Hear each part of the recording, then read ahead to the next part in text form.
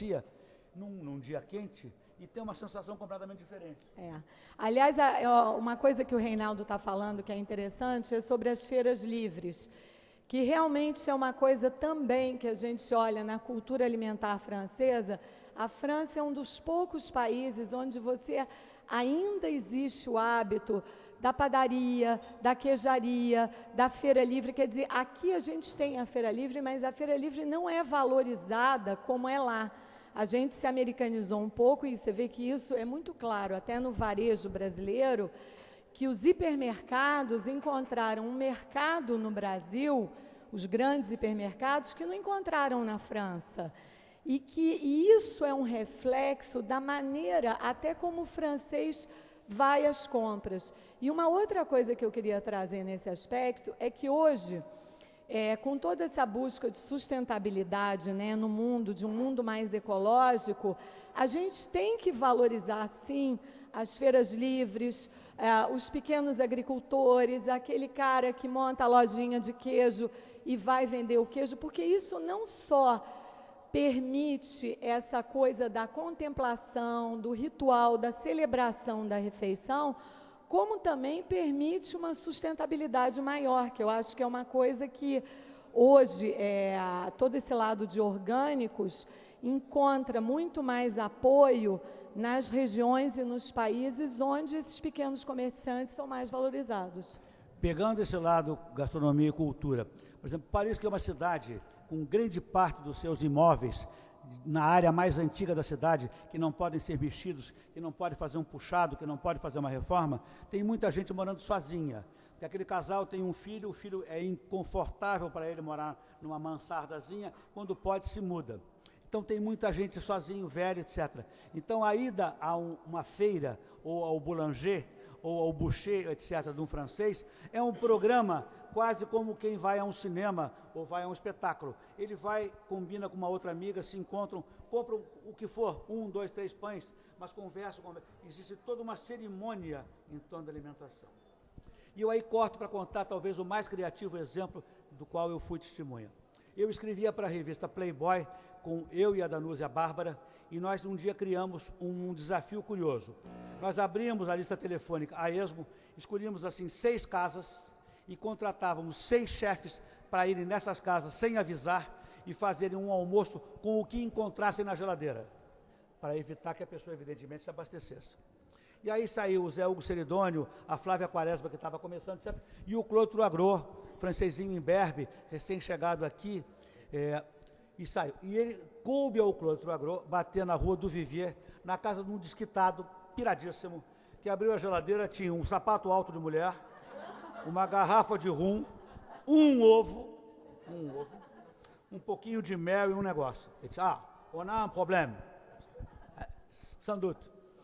Pois bem, do ovo ele fez da clara a parte salgada. Da gema ele bateu horrores, jogou uma gota de vinho do Porto e fez a sobremesa. Moral da história, e aí ele terminou e ganhou pela criatividade de fazer uma refeição com um único ovo e botou o sapato alto em cima, furando o ovo, como se fosse a vitória da mulher sobre a cozinha, aquelas coisas todas. Então você nota que a criatividade não precisa ter necessariamente aquela geladeira de português antigo para você poder fazer uma boa refeição. E aí eu continuo só antes de passar para ela, como essa adaptação se realizou no Brasil. Por exemplo, Claude, que é um personagem curioso da gastronomia. Na França, toda a região da Bourgogne tem o predomínio de uma uva branca chamada Chardonnay, que faz os grandes Chardonnays. Então, tem Chardonnays de regiões diferentes, conforme a região, ele é mais duro, mais seco, mais mole no sentido mais untuoso. E na região mais dura, eles criaram um drink chamado Kir, em que o cara mistura o vinho branco com um licor chamado de cassis, que é um pequeno frutilho que, feito licor, quebra e dá um tom róseo. Um dia, o Claude quis fazer, no seu primeiro restaurante na rua Conde Bernadotte, ele resolveu fazer um Kir e não tinha cassis. Então ele botou licor de jabuticaba. Provaram e ele notou que ficou muito melhor. Então ele foi talvez o primeiro francês, que formalmente é um chefe, que incorporou ao receituário francês esses ingredientes milionários da flora e fauna brasileiros. Já que você falou em bebida alcoólica, uma coisa também interessante que a gente está falando aqui, né, na cultura alimentar do francês, e isso inclui, obviamente, os vinhos, como eu já falei, e muitas vezes as pessoas ainda comentam assim, não, mas o francês bebe tanto vinho e é magro, e eu acho que eles transferem toda essa coisa litúrgica para a bebida também. Quer dizer, quando você bebe um vinho, no fundo você tem que degustar um vinho. Quer dizer, você tem que saborear, você não precisa de muitas taças de vinho para saborear.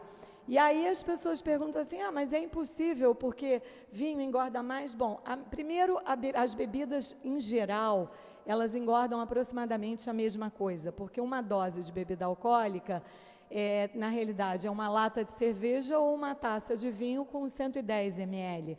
E todas elas têm 14 gramas de álcool. Então, em termos de calorias, não varia muito, fica entre 100 e 150 calorias. Agora, a bebida que menos engorda é aquela que você bebe menos. E a que você bebe menos é aquela que você consegue degustar mais. Então, se você vai na Alemanha, numa cervejaria, as pessoas às vezes tomam 10 cervejas num espaço de tempo muito curto. Enquanto que você pode, às vezes, ficar uma noite inteira com uma taça de vinho, ou duas, ou um copo de uísque, enfim.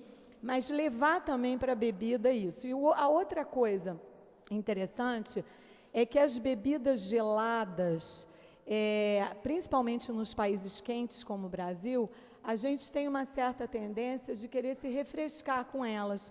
Então, tanto no caso da cerveja, quanto dos espumantes, quanto do vinho branco, a gente, sem perceber, se a gente chega num evento, 7 horas da noite, está super quente, e a gente toma um Prosecco, a gente está com sede e não percebe, porque, na realidade, a sede ela é um sinal tardio do organismo. Quando a gente chega a sentir sede, a gente já perdeu 2% de líquido do nosso organismo. Então, uma coisa que a gente tem que pensar é que a bebida alcoólica ela não é para matar a sede, ela não é para ser devorada, ela é para ser degustada, assim como o foie gras, ou o brigadeiro, né, qualquer coisa. Falando em bebida alcoólica, o João Ubaldo Ribeiro, que era um craque na área e agora está temporariamente sem beber, e mandou uma carta para 10 amigos dando a cota que eles podem beber em nome dele, Ziraldo, Jaguar, etc., alguma cota extra. É autor de duas frases lapidares. Uma é quando você vai numa casa, muito papo, e nada de servir em bebida.